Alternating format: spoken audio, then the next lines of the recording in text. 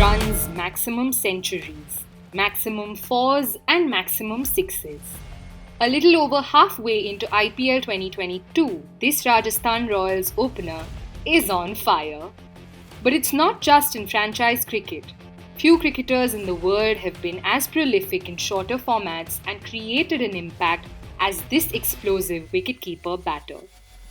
In the recent T20 World Cup, the 31-year-old also became the first male English cricketer to score a century in all formats. Welcome to Forbes India from the field. Our guest today is Jos Buttler.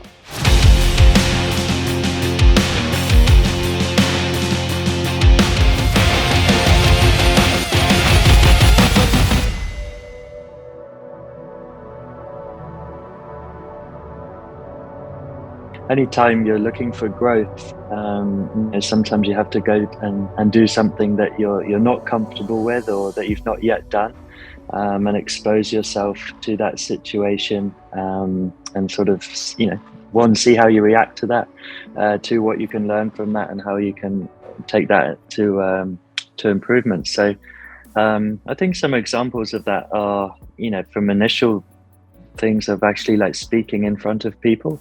So sometimes in the team, as a young player, you sort of have a team meeting. Sometimes you feel like you have something of value that you'd like to share to the team, or you have an opinion, but you sort of, due to respect for other people or a bit of nervousness on your part, you sometimes don't share that.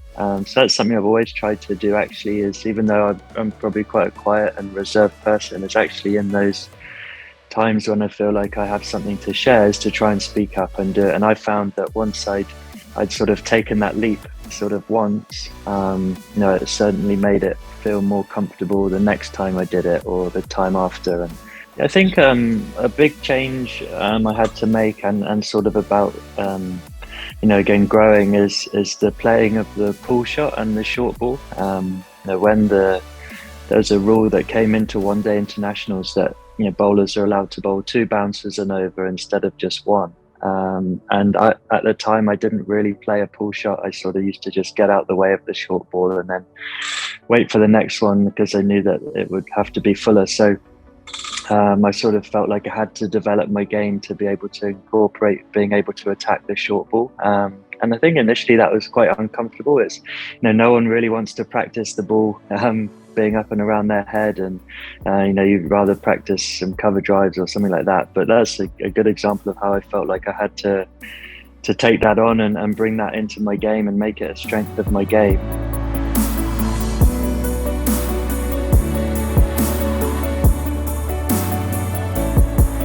Even yesterday, turning up to the game, I felt very nervous and sort of anxious of, what if this is the day that I don't score the runs and sort of the amazing run comes to an end. But I also think actually, try and use that in a huge positive way.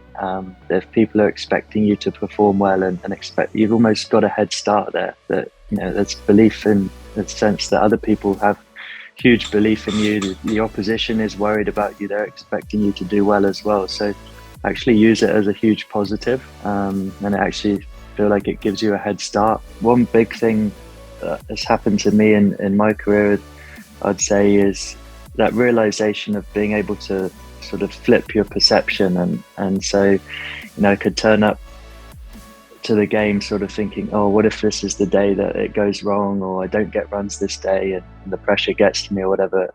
But actually, if you flip that around again, you could be, what if tomorrow is the best day I'm ever going to have on the field? What if I have another great day? What's to say it can't be another amazing day? I can't score another 50 or another 100. I think it was Michael Clarke say in the 2015 Ashes. I remember listening to him do a press conference as a captain, and he was talking about, you'd never, you're only one sort of bad shot away from being out of form, and you're only ever one good shot away from feeling on top of the world. And so that line of success in the sport that we play is so minimal, really. You can be either side of that fence in split seconds, really. So I certainly try and now gather that more sort of what if it goes right attitude.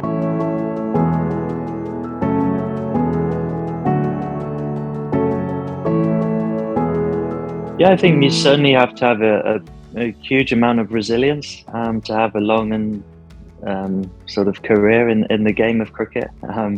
It's a really testing game. There's a lot of failure involved in the game, and even when you have a great day, you always sort of, well, I could have done more. I could have got more runs on the day, or whatever that is. So yeah, it's certainly, when I look at my Test career, it's certainly plenty more bad days than good days. I've found it a really tough time at sometimes. I've had some great moments as well, some really enjoyable times, but never quite sort of felt like I cracked it, and it was just tough. And I think that is the game. Test cricket is tough, and that's sort of. But certainly, having good people around you is a huge part of that. You need a really good support network and some really sort of close confidants who will always give you honest feedback. I think one of the huge challenges for professional sports people in this era is the day and age of social media. Everyone has an opinion, and that opinion is very accessible, and there's been lots of positive things to come from it as well, but it's just added another sort of dimension that you have to deal with. And I think that's where having people who are really close to you and you have sort of complete trust in, and will give you honest feedback, not just sort of telling you it's all going to be okay if it's not.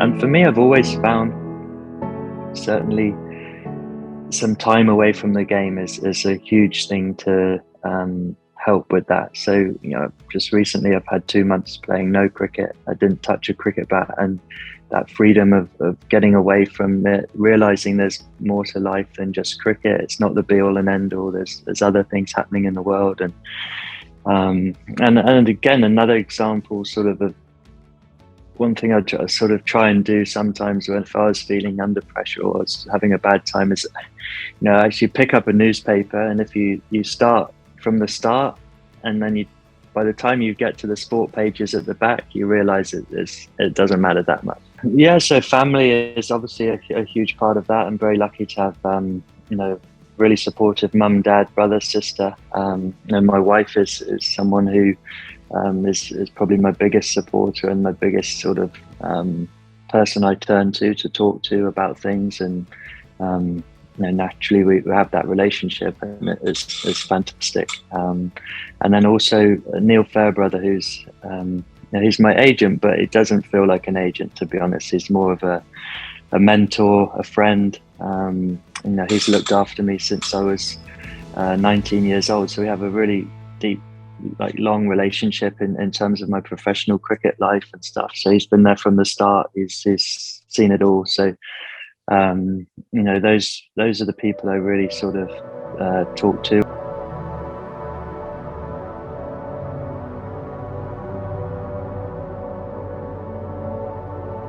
A champion mindset is understanding sort of what you're playing for, and why you do what you do. So having a real purpose for what you do. We all are judged by the successes we have in the game and the end column and that kind of thing. But I feel like if you have a true champion mindset, that kind of thing will look after itself and will all come the right way if you live on the simple path of being. So for me, I'm always trying to, can I reach my potential is my sort of ultimate aim. Can I become the best cricketer I can be, and can I do my job for the team?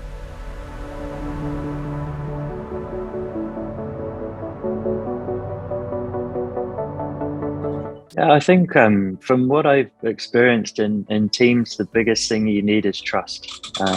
And I think, obviously trust can take time to build, and at certain teams you don't always have that. But I think if you can have trust in the people around you, put the right people in the right places to do the right jobs at the right time, and then trust that is correct, then that, I think, is the biggest thing you need in teams. And I think sometimes if you try and almost micromanage too much, or if you say, look, I trust you, I want you to do your job, someone goes out, it doesn't come off, they come back, and then you try and tell them this X, Y, Z, you need to change this. It just proves, well, you didn't trust them at all. I think that's one of the great skills Owen Morgan and Trevor Bayliss certainly had, is that, when it went wrong, or we didn't play well, or someone didn't score runs or something, they didn't change their outlook on that person, or they didn't change their outlook on how we played as a team. They still believed that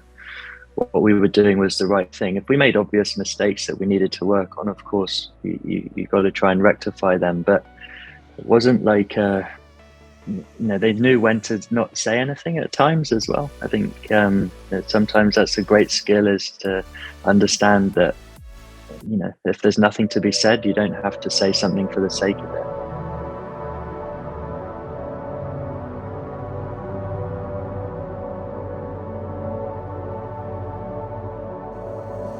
Yeah, Owen is certainly the best captain I've ever played under. I'm a huge admirer of his. I've been, fortunate enough to be, part of the team that he created and developed, and we've the most fun team I've ever been a part of. And I think one of his great strengths is he doesn't suffer fools. Like he's very straight on what he wants and asks from the team.